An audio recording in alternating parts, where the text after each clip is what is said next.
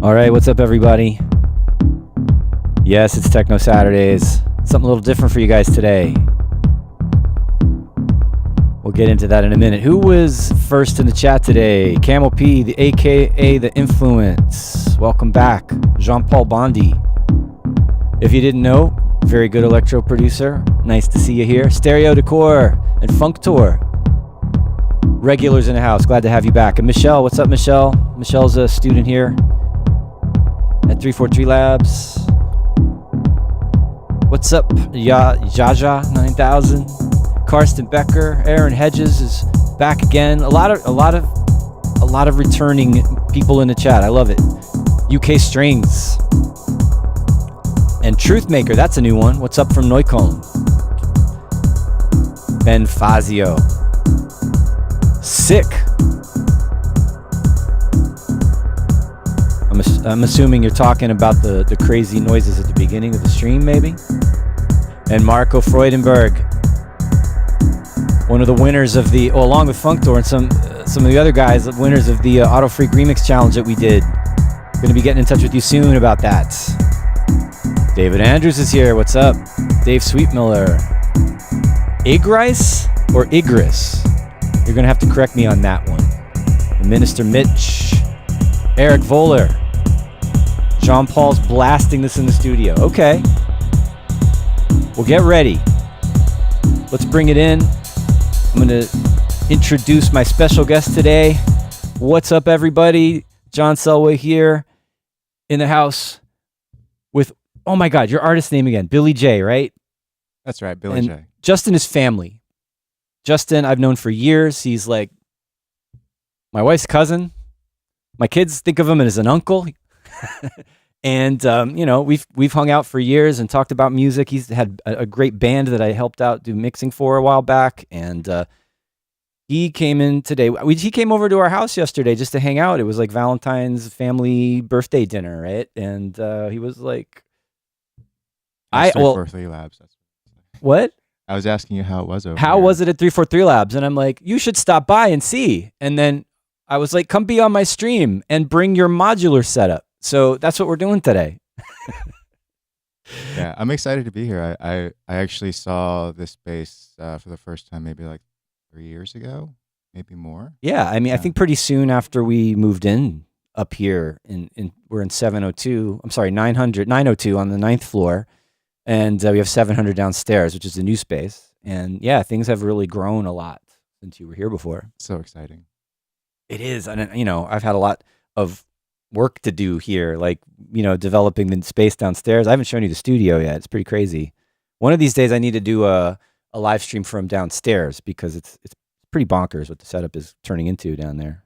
I want to show it off. Next time you'll have to come back and we'll put you on the stage with the lights and the PA and everything. You can do a show. Okay, well, I'm not coming back until we do that. So. Oh my God, it's a threat. Yeah. All right. But no, I'm excited because I just got to see a little bit more of the classroom. I'm from an education background, so I did a lot of work with photography over the years, and but my passion, you could call it that, has always been music. And so I would say that you being able to, provide something for people like myself is great. And I'm Awesome. excited. I really appreciate that. And it's also been quite a while since I've had any in-person guest in here.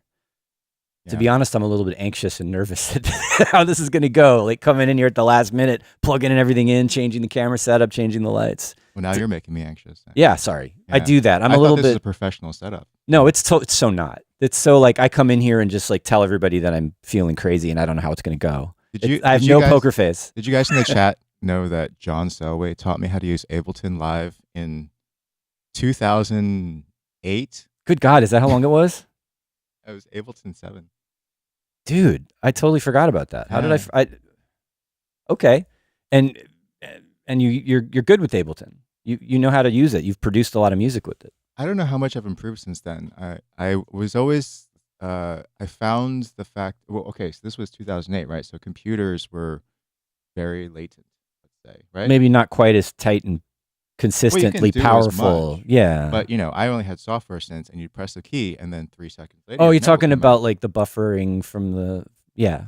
If you have too many plugins running, too many tracks running, and it takes time for the computer to process, right? Right. So coming from a playing background, I grew up playing piano and stuff.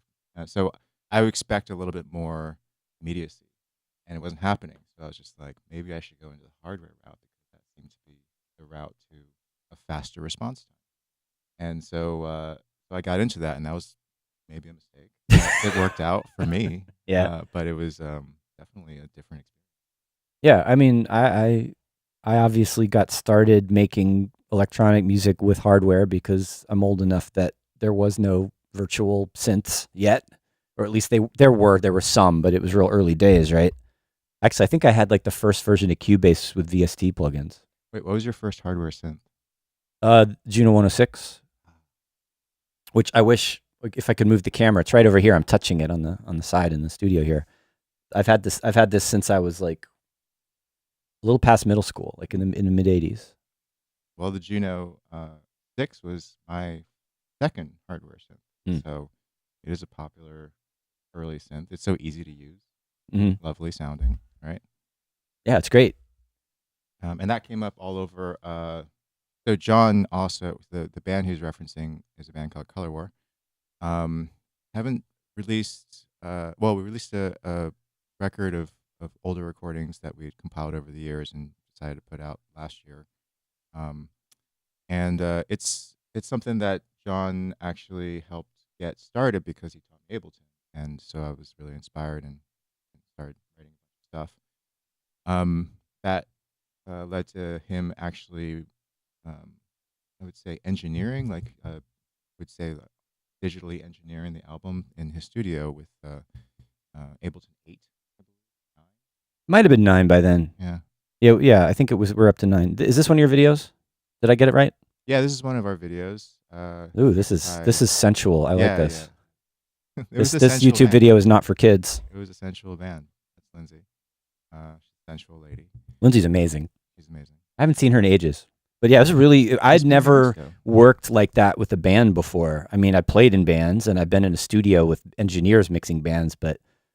And then you guys did all pop band, yeah, it was a pretty electronic production. You guys you recorded and did most of the work. I just did a little bit of polishing at the end, really. Yeah, but it was really important to do that. Yeah. Actually, to get out of our house and go to your house because we're just you don't know how deep and out of perspective you get when you're 6 months into a record, and then to have someone like John come and be like, yeah, this is a little cluttered and you need to cut some bass here. And we're just like, you're the boss, man. And he did it and it sounded great. Cool. Yeah, I haven't listened to it in a while. I think I might have forgotten. But well, I'm here to remind you about your successes. Thanks. I appreciate that. You've got my back. We've known each other a long time. People were noticing that I got on the stream without my hat. I totally forgot. I'm always wearing this ball cap or a ball cap when I live streaming, and it's because like I'm old and I have a bald spot that I wear this hat all the time. But thanks for reminding me to put my hat on, everybody. This guy's all out of sorts today. I really threw a wrench in his works. Yeah, it's all different. I want to. All right, I should be playing the music from this actually. Let's see if I can do that without messing everything up. Okay, you can just drop the. People can.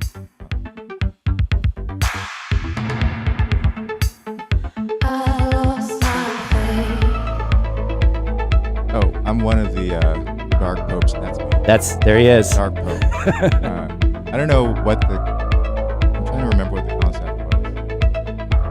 Our friend put this together. You guys made some really cool videos. I never had any kind of videos like for anything. Yeah, well, Hint, hint. we worked with this really amazing director named Kristen Moselle, and she directed a video called Shapeshifting, which is still like just an incredible. I for some reason thought you were directing them. That's why I just said that. Because you're a photographer and a videographer, right? That's another thing you do. I did one of them or two of them. Okay. And then we had friends work with us on the other stuff, and that was just part of being a band. Is that you would meet people who are like, "Hey, your music is great and it's really inspiring, and maybe we could do something together." And you're like, "Great," and then you don't hear from them ever. And then someone else from France, who's you've never met before in your life, just sends you a music video out of the blue of a song you made. Mm-hmm. That's a thing that happens. That's incredible. And then you're just like, great. And then you become friends. So, do you ever want to be friends with your favorite band? Make an amazing music video, unprompted. Nice. Their work, and then they'll probably. And if they like it, they'll find out where you are and make it official, right? Yeah. So Laure Atanasian. That's the way to do it. She was the director from the Hallways video that we made. Anyway, we're talking too much. That's all right. I just want to give my viewers some background about, I know you and, your family, and you're an old friend, and you do cool stuff. So that's kind of why. So let's talk about what you're doing now, or part of what you're doing now. Right. Well, I'm still making music. Color War is not physically in the same space, so Lindsay's in New Mexico. So I've been, since the pandemic started, I've just been like, whoa, I'm trying to make whatever feels right. And that took me in a modular direction, which, of course, a lot of people who are working with Ableton, they may not recognize how modular Ableton is, but it is incredibly modular as a system. Totally. And so this thing in front of me is actually simpler than Ableton. Well, you can believe that. Before you get into the hardware, yeah, I have your website up here for this project you've been doing. Yes. Sorry. No Signal. I wasn't looking at the stream. No Signal. What is No Signal? It is a DJ producer platform for New York artists, and we focus on DJs from this city who work in the city because ideally this place has a sound, and we're trying to figure out what that is. And a lot of the people that we meet in person are much more like, we can see them out regularly, we can kind of support their events, and we can introduce producers who make tracks in the techno and club space to the DJs who may actually play their tracks, which is great. So in essence, we're trying to build a space that is easy to access, that's free, that has no advertising, that has an iOS app that you can download that's also free, and you can't even create an account on it. Like, we do not want your information. We literally couldn't care less about your information, your data. We just want to serve music. We want to show who our favorite artists are in the scene right now, and give them an opportunity to shine. Cool. And so each of our sets is about 1 to 2 hours long. They come to our place. They record on 3 CDJ 3000s. 3. Yes. Is that enough? Is 3 enough? We only have 2 here. We're looking to get 8. Actually, we've heard that the world record from simultaneous CDJs played at one time is 7. All right, so you got to get 8. So we're looking to get 8. So that's why we need to raise a lot of money right now to get 8 CDJs. We just need 5 more. So we're really, really close. You can help. He says. So, but yeah, we have a Friday afternoon. We stream at 4 p.m. Every Friday. Our recent stream was DJ Info Hazard, amazing DJ who is actually one of the bartenders at Basement. So this is like hyper local. These are all like New York, basically like community underground, up and coming DJs. That's the idea. We want to focus on that first because no one else is hearing it. Okay, and that's cool. People hear Oscar Mulero a lot, and we love Oscar Mulero, and there's definitely nothing wrong very with good loving Oscar Mulero, but he gets played a lot. So we're looking to explore what other people have to say. Cool. All right, so I definitely wanted to But if Oscar Malero were to want to play no play signal, for No Signal, we may have to change you- our paradigm a little bit to include You- New York artist and Oscar Malero. and you really like Oscar Malero, apparently. Well, I'm just saying if he wanted to play, we You- would have to change something about our brand Okay. to include him, and only him. You could do a variation. You could have like different sort of streams of things that you push, and you could have the local one and then the international one, maybe. I don't know. Yes, no signal. Madrid would be great. No Signal Madrid. All right. I think like this one, like if you say this enough, maybe it'll happen. Put it out there in the universe. You're manifesting Oscar Malero on No Signal. That's how it's been going so far. Yeah. So Cool. we're looking forward to seeing you there, Oscar. All right. Well, yeah, it'd be cool if you did something. I mean, I know it's New York focused, but if you did do something sort of more global, there's probably a lot of cool possibilities to pursue that way, right? Do you think there are more DJs out in the rest of the world? There might be. Okay. Okay. I can't wait to meet them. Nice. Well, all right. This is a good intro, and I think I'm ready to take a look at this. 'Cause I'm so not a modular person, right? I mean, I've played around with it a little bit. I've tried it out like virtual. Like, what's the app again that everybody uses on the computer that has all the Eurorack modules? You know what I'm talking about? I'm totally spacing right now. I should know this. VLC rack, something rack, VCV rack. VCV rack. Yes, That's it. I've played with that, and I've been like, this is amazing, and I understand the concepts, but I still feel like it slows me down Sure. Yeah, I can see that. because I'm so comfortable in my Ableton Live plug-in digital world. I could do Yes. anything Yeah. I need to do. Mhm. And then if I still don't know how to do it, someone out there made a Max for Live device or something that makes it easier, or or does something in a way that's different, that's refreshing or sonically new or whatever. So, and I realize that there's also this whole possibility with modules in Eurorack, and like there's amazing things. And I hear new techno, and I'm like, that was probably made on a modular because I can hear the difference, kind of, and it. You can. You can, I think, and it's not about the sounds; it's about the human element. You can make computers sound like a modular, but it's still not the same because of even the workflow is different, right? Yeah, I've been hearing the term raw techno being thrown around to imply that there is some sort of unfettered human element to it, less machine-like. Right? Maybe. I always feel like raw techno is more just sort of like purist Maybe. techno, whether it's What is raw digital techno, or everybody? analog or software or hardware. Anyway, let's take a look at this really cool rack you have set up here. Yeah, there it is. So, as you know, I have a problem with color schemes. I have to maintain it. I can't In a see space. it's all like one Yeah, because the monolith. because I actually didn't get into modular for years because I found the patchwork to be irritating.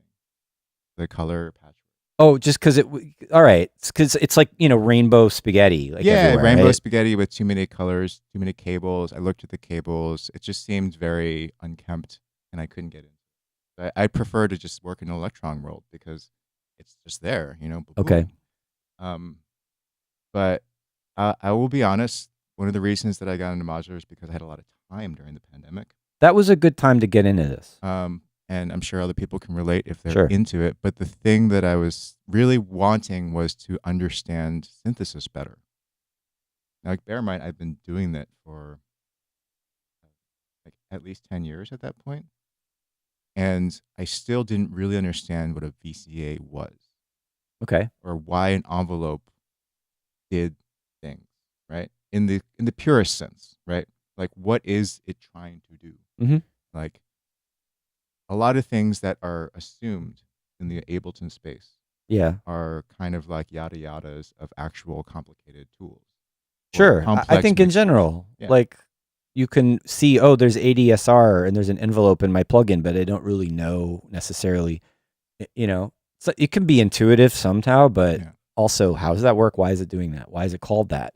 I mean, that's why we have a synthesis and sound design course here, is to answer those questions. Sure. But and I don't do any modular in that course. We've thought about adding it though. Right. We're going to develop, actually, not we will, because I'm manifesting again. Mhm. We've simplified our course to keep it more like basic subtractive synthesis, Mhm. and then and then it gets more complex with a little bit of wavetable, but it's mostly that and sampling. Right. And then the next level will be deeper things. and then maybe modular and stuff where the process is more complex from the start. Great. Someone wants me To turn the guest mic up. Should I be louder? I mean, you can. I don't really talk that loud, so I'm just going to talk normal volume. All right, Justin, you can reach that first gain knob right there. You can put it up a couple clicks, maybe. How's that?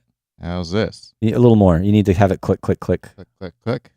How are we doing? I think you just need to speak up. How are we doing? There you go. That's good. Okay. Project, Justin. All right, fine. I'm still not going to project. All right. Okay. So, should I just play something and then? I think we're all ready to hear. All right. Let me get this mic out of the way.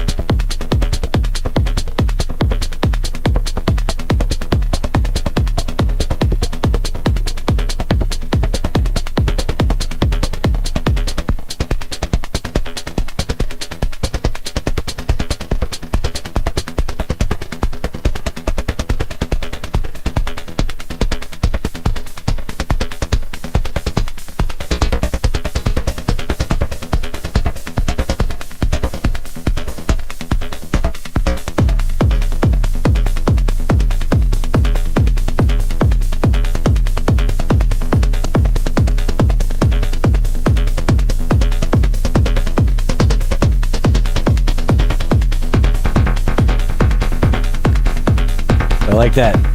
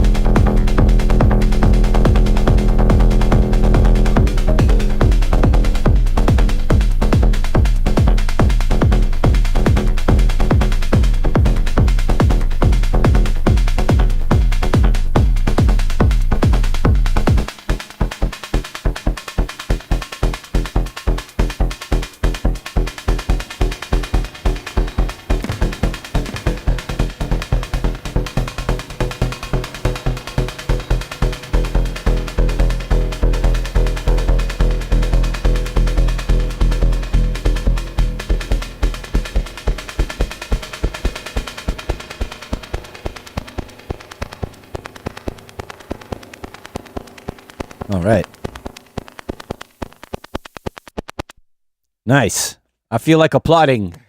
Let's go, Billy J. So Yeah, get that mic back. that was not planned.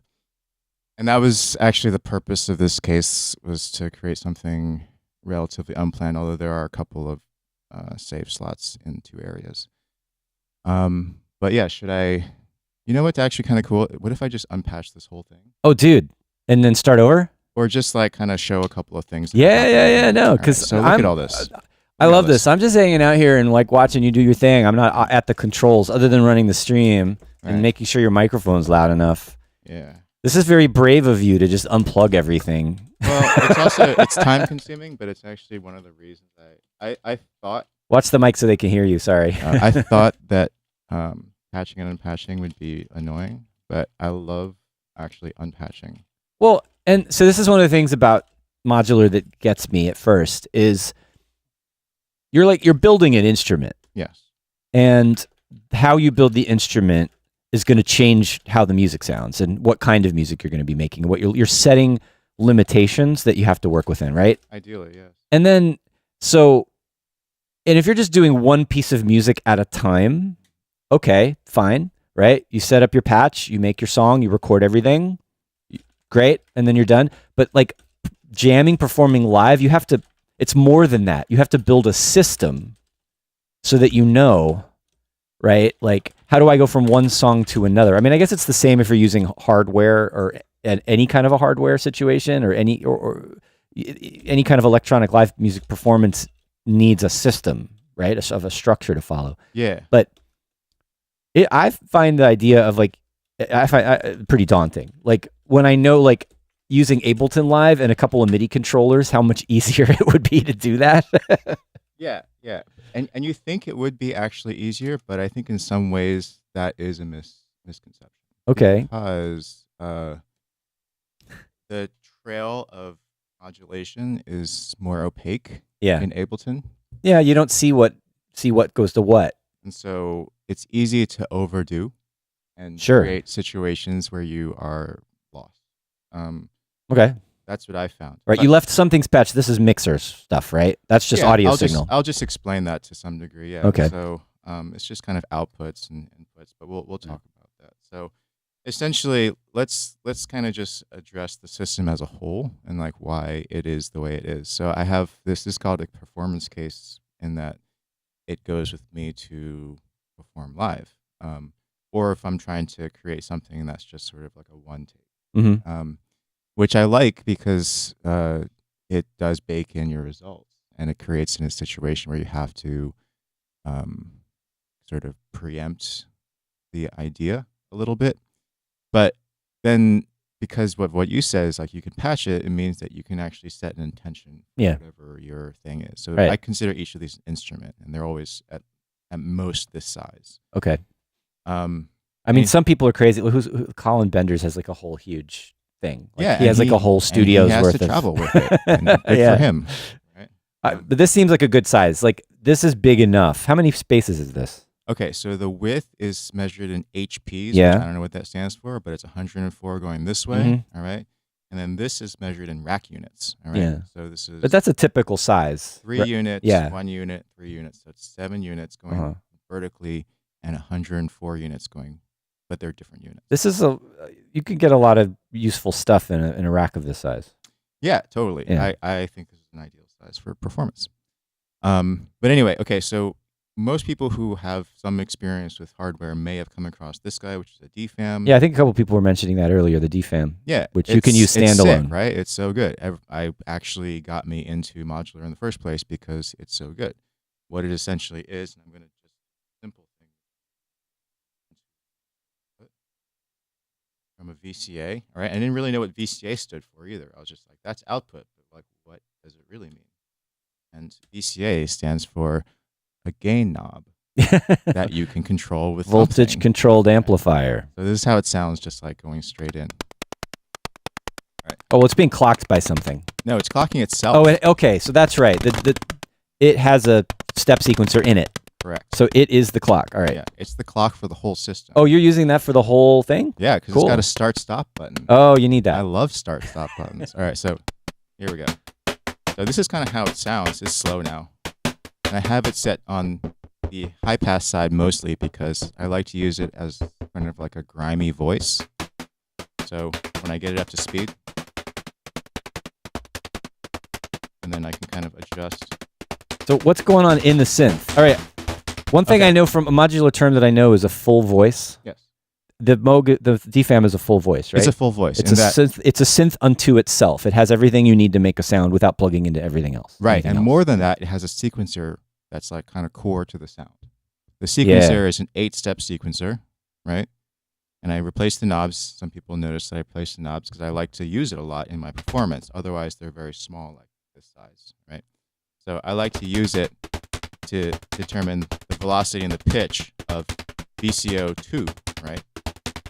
Which I set the bass down to. I'll turn the that's where it sounds really good, is this. I like that. There's some kind of modulation going on. Yeah. So the modulation is these knobs at different states. Okay, yeah, there's the sequenced modulation, but then is there some kind of cross mod going on between the oscillators? Yes. FM. Is there some FM on this FM knob? going on, yeah. So if I only pitch modulate one of the oscillators, right, the other one stays drones which is a on big one deal note. for me. I do a lot of one oscillator pitch modulation into the modulating Sure. versus the carry oscillator. So this is 2 oscillators. This also has 2 oscillators. We'll get into that. But so what I like is very tight sounds open up. All right. Yeah, that makes sense. So actually send this through a low pass gate. All right. Okay, that's something even I, as like a guy who teaches a synthesis class, I always avoid low pass gates because there's no low pass gate in Ableton. Well, yeah, you can. There's synths that have them, like the Pigments. I use Pigments a lot to teach synthesis, and it has a low pass gate now, but I never use it. All right. Well, let me show you the one that I use, which is this guy, LXD from Make Noise. All right. I use the lower channel, which is a little bit duller. The low pass gate does. It's kind of like a filter, right? It's a filter and a VCA mixed together into one sort of thing, but it relies on a not very effective LED and a receptor. And so the LED fires at the trigger input. This is actually sending both. This is going into the input, and then there's 2 inputs for triggers or CV. Okay. Right. What that allows me to do is control it by taking a trigger from this guy. I'm going to move this to you. So this guy is going to essentially be sending gates and CV, right? But in order for me to really do that, I have to clock it, right? All right. Clock everything. So I'm going to take my trigger output clock and put it in here. And then I'm going to clock a couple of different sources. Specifically this guy, you can see it's responding. This is a multiplier, right? You're able to input a signal and then have it go to multiple outputs. Yeah, it's copying. It's duplicating the signal. Duplicates signal. Yeah. It takes right. So you've got the clock out. You've got something coming out of the sequencer from the DFAM, and then that is triggering. Output, which then starts. Your this going on starts that. Right. Okay. Cool. So now, whereas instead of going straight into the output, I put it through a low pass gate. I'm going to take this trigger sequence, sure, and I'm going to patch it into the input. I see.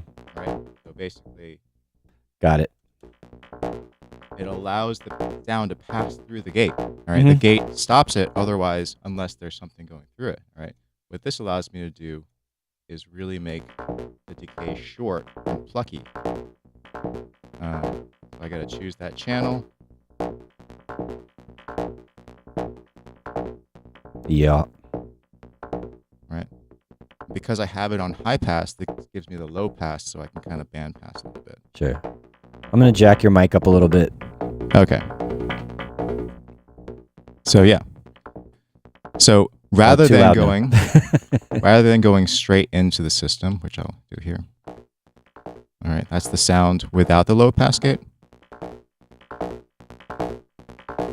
this is the sound with it. Less buzzy. So yeah, it's got a low pass filter, and I got it. It gives me the stuff that I want, which is that sort of tonal shaky resonance without so much of like the hot, heavy other side. So, right? but doesn't the DFAM have a low pass filter in it? Yes, but I'm actually set it to the high pass filter. All right, that's fair. So this allows me to open up the bass when I want it, and then close it off when I don't. That makes sense. So I don't actually use it as a kick drum like some people do. Yeah, someone asked earlier if this was the kick drum. No. So it's actually more kind of like this like tonal sounding. It's one of these things in techno and electro that's like it's percussion and a main lead sound at the same time. Yeah. Pretty typical thing to do. Yeah. All right. Nice. So it is a nice sound, and then you can kind of mess it up by like patching points in between, but we won't do that right now, just for fun. That's funny. It says this is Eurocrack. Yeah, buying Eurorack modulars is addictive. If you think and of expensive. If you think of it just in terms of acquisition, yes. But if you think it in terms of education and you compare it to how much education costs, as you would know, sure, because you have that, it almost works out. So cool. I would consider it to be a choice thing, and you don't have to do it. But you totally don't. And then if you want to figure out whether you want to do it, you can get VCV Rack or whatever. There's a free version of that too, like an open source version, Cardinal or something like that. Mm-hmm. Yeah, you can just play with that and see if it is for you or not before you spend thousands of dollars on modules. Agreed. Everybody is Justin's mic better now? I cranked it up a little bit more. Yeah, I'm not a loud guy, so I apologize. Maybe I should drink and bump it up. Drink some French sparkly water. Oh, yeah. Okay, so the DFAM is a pretty self-explanatory thing in that it makes sounds on its own, doesn't need any help. All right. Okay. All the other guys need some amount of help in order to do stuff. All right, to make things that sound more like music. That's where the module thing comes in, right? Right. So DFAM can make music on its own. All these other modules need to work together to create music. Right. But the DFAM, in this case, still needs to be synced up, which we did with this to this, and then these two guys are basically my sequencers. Right. All right. Chaos is a pattern generator. Chaos is a random generator that you can loop. So it's much like generating random sequences to a clock. Yeah. All right. Which is making similar to a Turing machine. Yeah. But more so, you can adjust and manipulate the looped sequence once you've captured it. So it basically you don't start a sequence, you react to sequences, which I think is interesting because you listen and then you're like, I like that, and then I can make it shorter or longer based on my sequence. All right. So it's controlled chaos. That's a good one. Yeah. Next to that, okay, so looping, chaotic, 6-channel random sequences. Great. This guy, 6 channels of basically whatever the hell you want. Triggers, gates, envelopes. What is it called? The Neo Trinity from Bastel. Okay. It's small. Yeah. It basically has a similar sort of button interface. So like if I'm doing buttons, I can do more buttons and it all makes sense in the same space, which again is a problem with some Eurorack is that you're like, this is a button, this is a knob, this is a slider. And then you're like, your hands are, what are they doing? So I'm like, okay, this area is where I manipulate buttons. And you're a very thoughtful system designer here. I mean, it totally makes sense. There's like ergonomics going on here. There's like, it's got to be playable. It's got to be logical, right? Yeah. I mean, they're great people who make beautiful violins, right? And I don't know, they came to that design somehow, and I figure like it takes time. So you try things out, if it doesn't work, you try moving around. This is easy to move. Well, that's another daunting thing about this for me. Is like I have to be. Aaron Hedges is saying, UI UX. Like I have to be a user interface designer to make music with modular. right. Which is maybe a con, but if you are a interface designer in your head, then maybe it's a pro. Yeah, so it's. I guess it's for you. It works for you. Yeah. I'm still on the fence about it. Like so far everything you've done, I know how to do with plugins. Right. So totally. And and I think if that's the way that your mind works and the way that your body works, then that's the way you should do it. I happen to be more a tactile person. I like using every single one of my fingers, and I had a problem with having to do everything through a mouse interface. Right. Every time I tried to connect a MIDI controller up to a thing, 2 minutes And 2 weeks later, it would be disconnected, and then you'd have to remap everything. And this was just like going on and on and on and on. Yeah. I'm like, I want tactility, but I can't get a computer to want to work with me long term. So the options are use a mouse, which some people are really good at. Yeah. Use your computer keys, which some people are really good at. I am not. Okay. All right. What's going on next here? Okay, so the top layer, all right? So we talked about these two sequencers, right? They're basically 6 channel outs can send different stuff to control stuff. So the way that I think about it is like, I don't have enough hands. I need someone else I need to outsource some operations, all right? And that's what they do. On top, these are sound sources and then modulation, all right? So here we have a dual oscillator, which is what's called a complex oscillator, where you have a carrier and a modulator. Buchla style. Buchla style, yeah. I didn't know what they were until I got into modular, so that's cool, you know. I always thought it was just like everything was Moog style, but now I know differently. And now you can get really weird discordant sounds through that, which is also really great. Next to that is a sort of Swiss Army knife thing. I have it set to just playing random samples. Not samples, but... It's a sampler. Yeah, it's a sample playback. Yeah, I have it basically sample playback. So you're just triggering one-shots and loops and things like that? Totally. Great. It's basically just hi-hats because my other hi-hat generator doesn't sound quite like a hi-hat. This is actually my kick drum. Ah, okay. We want to know what the kick drum is. It has a really sharp transient on this kick. Yeah, because it's a low pass. Ah. So you and your low pass gates. How does that work? Well, let's try it. All right. So let's craft a kick drum using a low pass gate. All right. Why would you want to do that? I don't know. It's just kind of fun. Also, because then you can use as a low pass gate too when you don't have it crafted like a kick drum. So instead of having just a kick drum, you have a cool thing that also makes a great kick drum. All right. So I'm going to take this signal. You can see it kind of very faintly going green. They want some beats. You better hurry up and get this kick drum going. You know what? They're chomping at the bit here. Eurorack is a process, and I want you to respect it. See, this is the other thing. Like, in this, it's my fault for asking him questions and talking and having discussions. I'm just getting in the way of him making beats here. But it is, I guess, if you don't have it patched up already, it takes time. It takes time to get your beat going. I just undid this patch for you guys. Now you want it patched up already? Yeah. It's like, have some patience. Enjoy the beauty of it unpatched. Also, give me a chance to find the right cable. Okay, so what we're going to do is we're going to choose a equivalent here. Let's reuse this cable, actually. Sorry. I'm managing No, you do that because I can't. Right. There it is. What is that? What is it? It's that. Right. We just did this in class last week, like synthesizing kicks. Right. It's a sine wave. It's a self-resonating filter. And what you can do is you can excite it or ping it with this excite input. It's made by Steady State Fate, local guy, Andrew Morelli from upstate New York. And you excite Steady State Fate? Yes. That's a cool name. And you excite it so that it basically goes from closed to open with a little bit of an envelope. Which isn't that what like the original 808 kick is, a trigger into a filter pretty much? Yes. Yeah. Exactly. Yeah.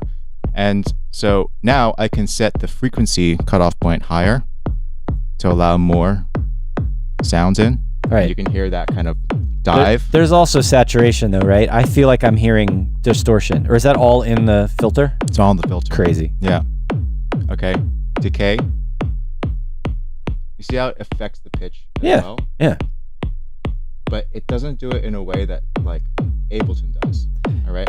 It does it in this very organic way. It depends on the plugin you're using, right? How the envelope is scaling as you increase and decreasing the amount of modulation, right? This one is cool because it actually has, it reacts to different strength triggers. So I can. Yeah. I'm basically attenuating and.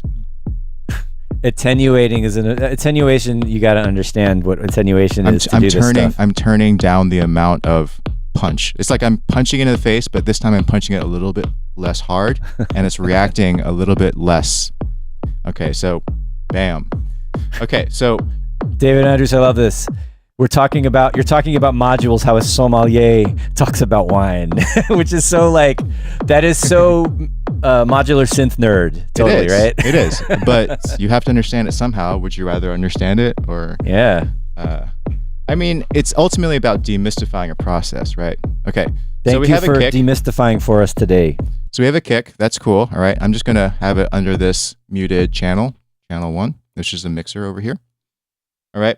And then from the kick, I'm going to start by patching in my fun hi-hats. All right. Fun hi-hats? Yeah, this is another steady state fate module That's allows a new concept for me. Like it fun allows hi-hats as opposed to hi-hats that are not fun. Yeah, less fun. Yeah. Less fun hi-hats. So it's not no fun hi-hats. Okay, less fun hi-hats are ones that are basically just a sample where it's just a sample. Okay. Right? So fun hi-hats are synthesized hi-hats. That makes sense. Like, why would you synthesize a hi-hat? Because you can make it sound like other stuff too, you know? All right. Like, whereas if you just have a sample, then it's always going to sound like a hi-hat.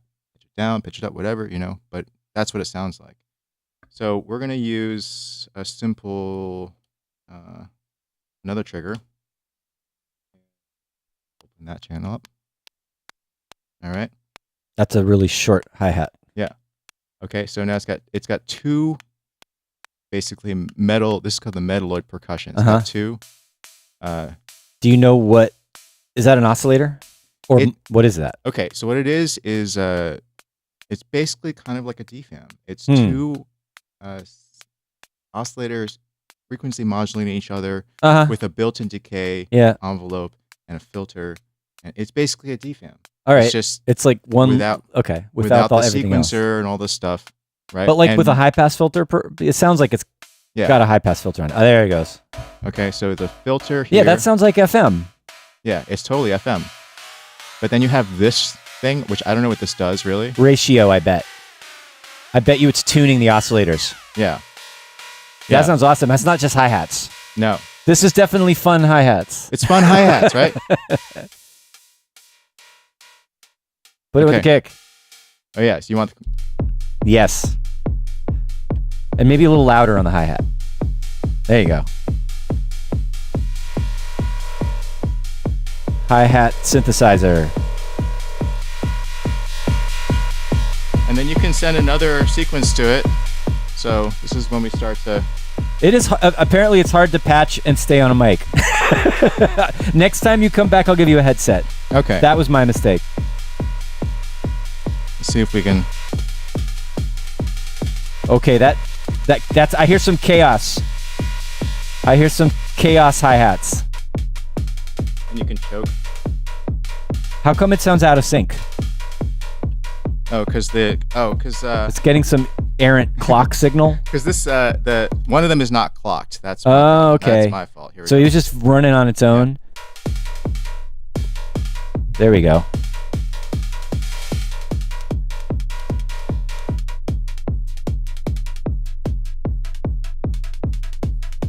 Okay, so now we have just essentially two patterns.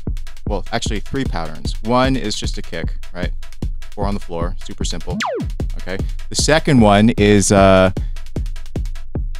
me just take that. The upbeat, typical. Yeah.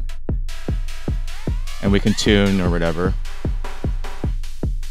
So we'll make it kind of thin, bright. Yeah, a little not 909E, but I mean, it does not sound like a 909, but it's a hi-hat. It sits in there, and then we'll create more like a shorter, snappier one with one of these.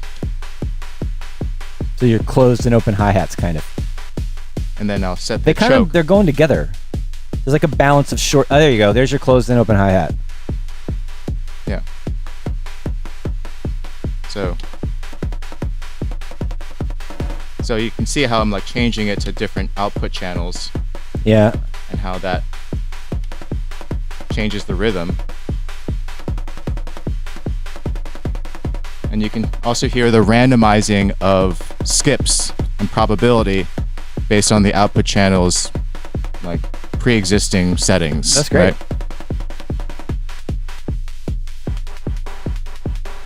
And then just isolate it.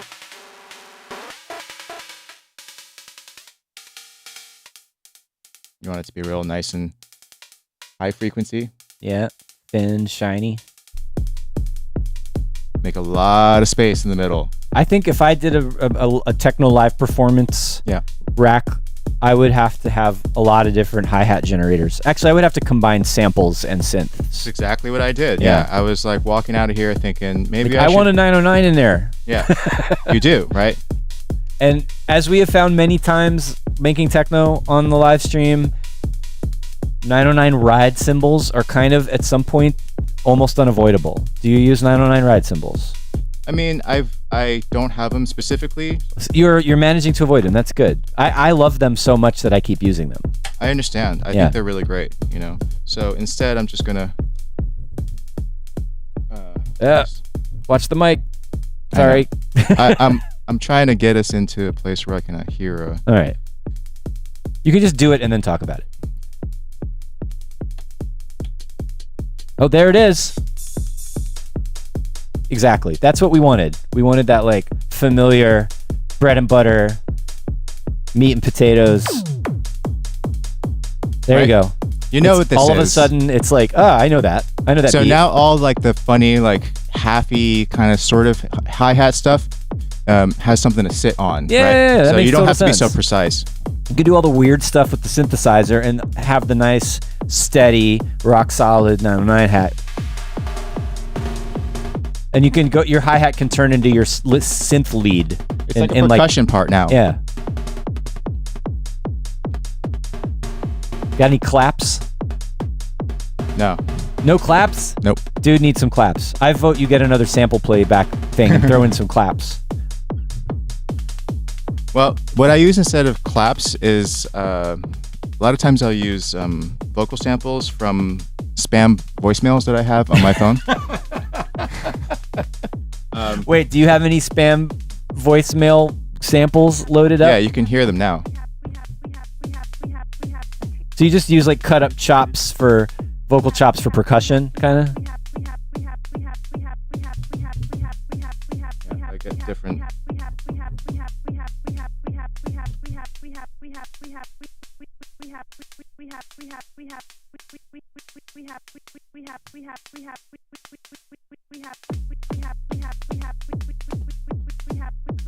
So this is reminding me of a thought that I often have when I hear people jamming on modulars is I kind of miss more audio effects processing. Have you ever thought about incorporating, I know you have effects, but you know, when I produce, I have effects on everything. And I know that's easy to do in a DAW, right? Every track can have a million plugins on it, right? This is a call from a debt collector. Please call 1-800. But like, what if I wanted to take that sample from the spam voicemail and like run it through distortion and reverb and echo in my live set? Like, I mean, have you thought about that kind of thing? Yeah, you could get a bigger rack. You could add pedals on top. You could do all kinds of stuff. There are ways. Yeah. That's something I think I wouldn't be able to live without that personally. That's fair. I think the choices that you make dictate the kind of live set you're going to have. Totally. So I originally was more heavy into like adding different types of effects like distortions and stuff. And then I thought, you know, once you get a whole bunch of sounds together, it's nicer to have cleaner sounds. And then maybe like just pushed at the end with a little compression, which is what I do. So when I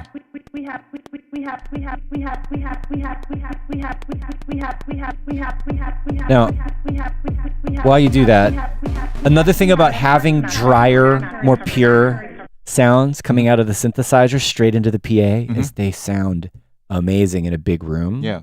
So like sometimes it's an aesthetic choice to have these kind of, you know, pure electronic tones, unadulterated, coming straight out of the oscillator. Like it's got a sharpness to it that maybe you wouldn't get if you're running it through like all sorts of guitar pedals or some other kind of pedals, right?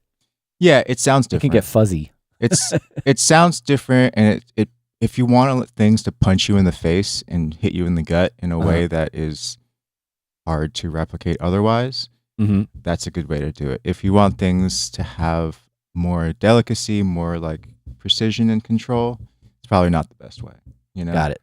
So, but I only speak from performing. I've only performed modular in a techno electronic context, dance type of context. Okay.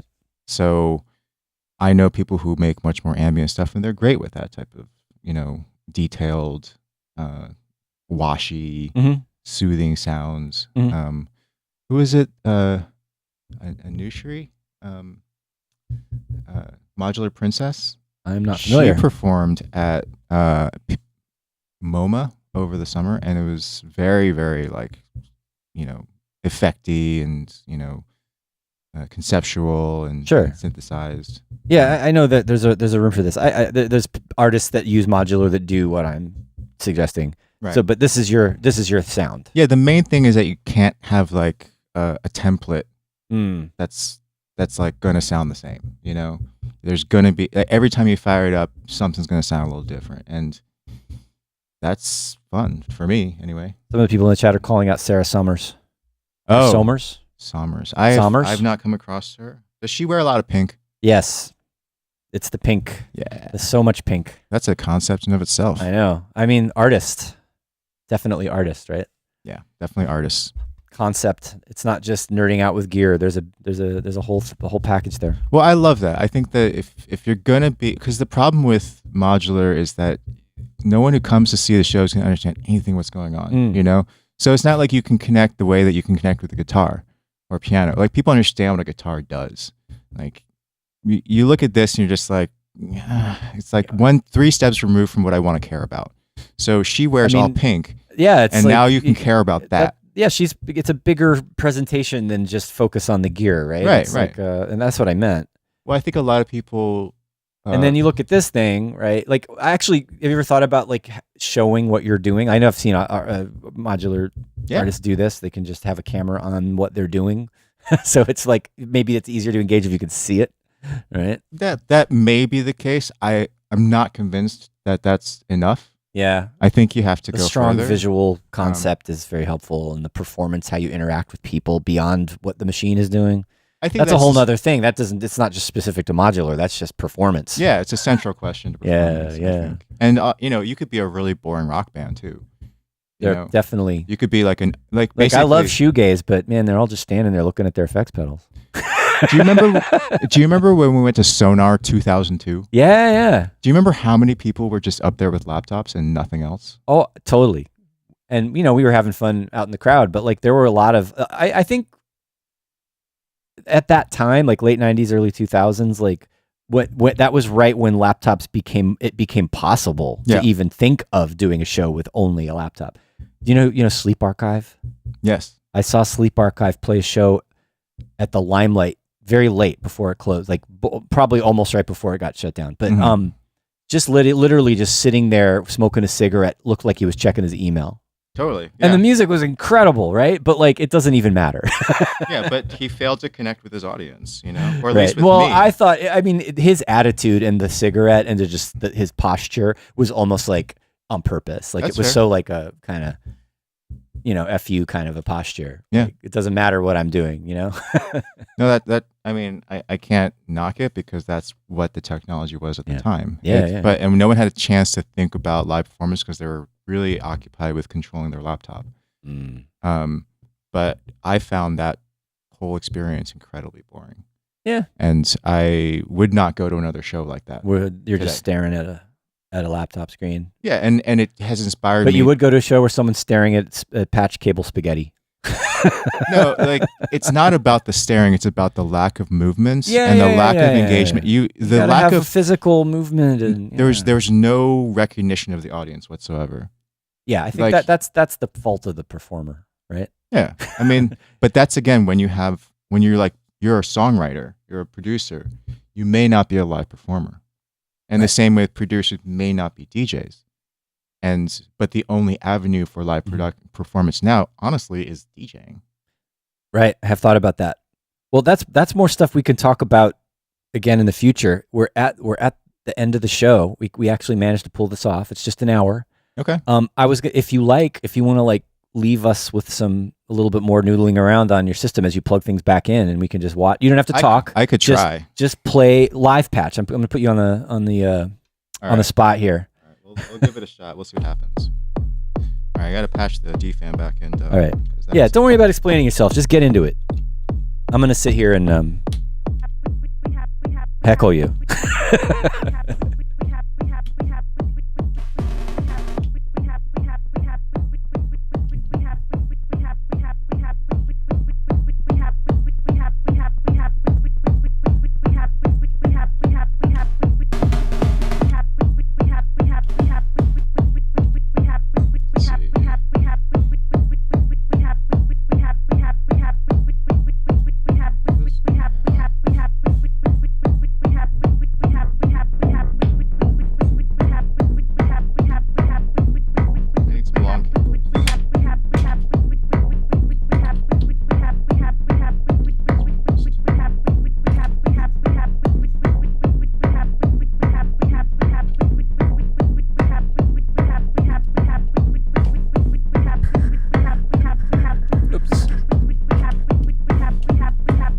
do some drones because it's going to take too long to do.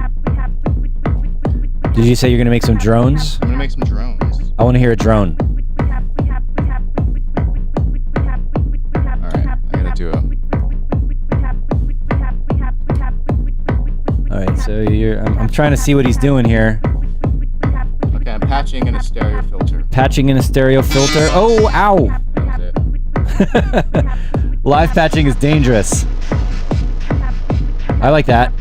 I like some continuous rhythmic noise droning in the background.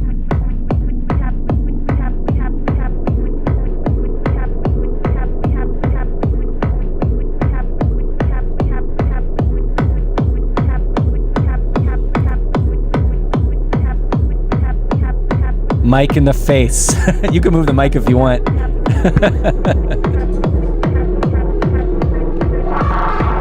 That's good.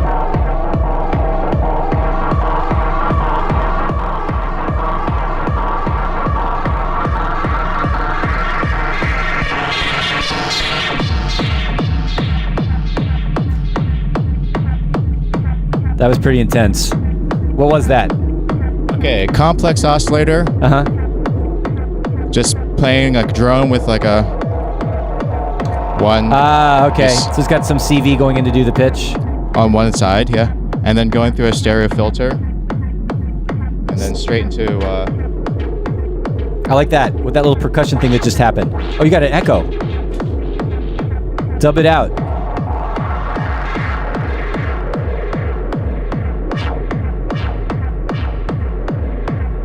You gotta have delay. And then I can actually do some kind of weird shit too. You're about to do some weird shit. How much weirder can you get? What's happening to that drone? Can you modulate the delay? I want to hear that. What's this? The CV that's going to that make noise module over there. Ooh, I'm hearing some cool stuff going on.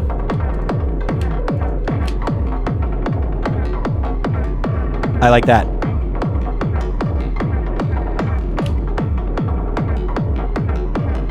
Bring back a hi-hat.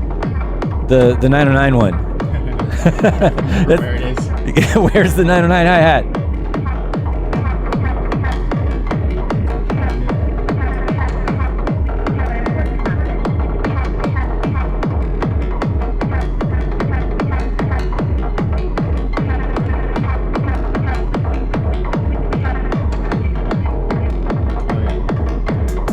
There we go.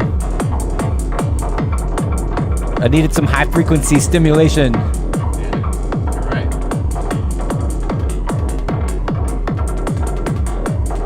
It's glitchy now.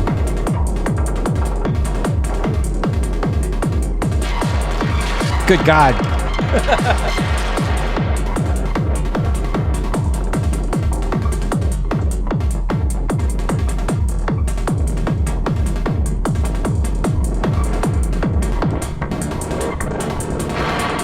All right.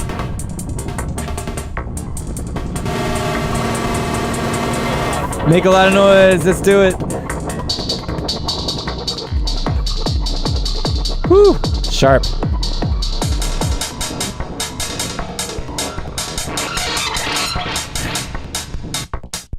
Okay. Nice. I love it. That was great. Thanks so much, Justin, for hanging out today. Thank you for having me. It was fun and informative. I still have similar opinions to modular that I started with, but the hands-on, playful aspect of it is what would be what brings me over, if ever, because just being able, once you get to know the patching and you know your modules and you know what does what, and like you're just like plugging stuff in like and jamming like that, that's fun. That's what's probably gets you in the end, right? Yeah, definitely. I think that ending up in places you didn't initially intend to be, and then like knowing enough about how to record that you can record bits and pieces and filter them into tracks and repurpose them in different ways. Yeah. It's very useful. Well, yeah, and just doing all that and capturing that, and then like that's probably what I'd end up doing if I build a rack would be like jam, record, and then edit. Oh, and- you know what's and the coolest thing arrange about in the this DAW. rack? Is that there is a little recorder here. Oh, you can just record everything you're doing. Yeah, so if I'm like playing a track, I You can just make loops. record, right? And then Oh, can you do like live looping like that? what? Oh wait, hold on. They can't see what you're doing. Oh, but you can play back what you just recorded, Okay. based on your whatever you go through your main mixer or whatever. Got it, Maybe got it. just- It's like a little Zoom recorder, That's great. but you don't have to carry an extra Zoom recorder. No, so not like doing live looping, but you could just kind of grab whatever you're performing. Right. But you could actually, I've seen people do this. They incorporate modular racks with loopers. Yeah, like an Octatrack. Mhm. Yeah, which I've messed around with. Cool. The question is always like how much to bring to a live set, and I think as few things as possible for me is what I'd like to do. Yeah. So So- one box, plug it in, done. All right. Yeah. Well, thanks again. Let's wrap it up for now. Thanks everybody for hanging out, and it was fun to do something a little bit different today. It was really great to have Justin on finally. And I don't know, you're gonna have to come back. Yes, thank you, Cool. John. Appreciate Yeah. it. All right. Have a good one, everybody. See you next week. Adios.